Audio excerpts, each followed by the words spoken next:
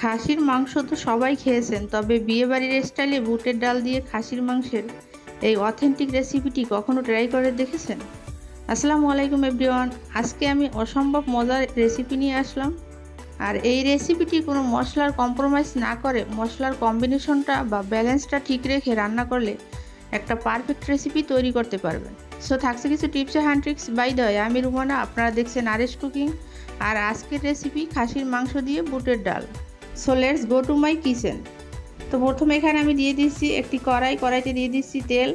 1 KG খাসির মাংসের পরিমাণ অনুযায়ী 1 কাপ তেল দিয়ে দিচ্ছি এবং বড় সাইজের 5 থেকে 6টা পেঁয়াজ কুচি, 5 থেকে 6টা কাঁচামরিচ ও দিয়ে দিচ্ছি 2টি শুকনো লঙ্কা, 3টি তেজপাতা। আর এ পর্যায়ে হালকা ব্রাউন কালার হয়ে আসলে পেঁয়াজটা এর সাথে অ্যাড করলাম 2 চা চামচ পরিমাণ আদা রসুন পেস্ট দিয়ে ভালো মতো কষিয়ে নিচ্ছি এবং এর সাথে দিয়ে দিচ্ছি আমি অল্প একটু পানিটা দিয়ে বাকি মশলা অ্যাড করব। তো দিয়ে দিচ্ছি 1 চা চামচ পরিমাণ জিরা বাটা।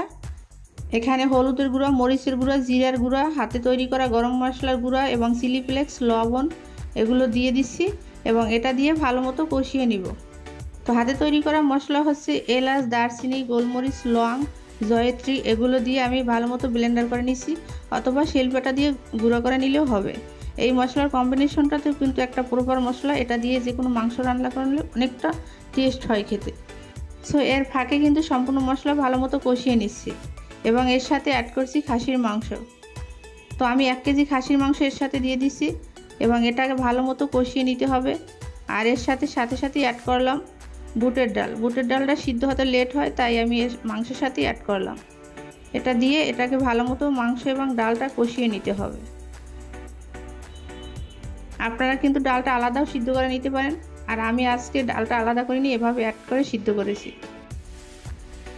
তো দেখুন, এটা মাংসটা এবং ডালটা ভালো মতো কিন্তু কষিয়ে নেওয়া হচ্ছে।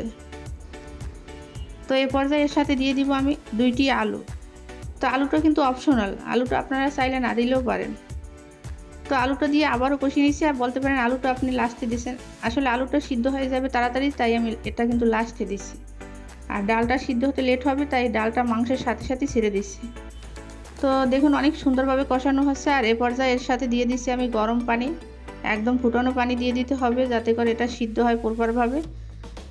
আর এখন ফাইনালি রান্না করার জন্য বেশ সময় নিয়ে এটা রান্না করে নিতে হবে।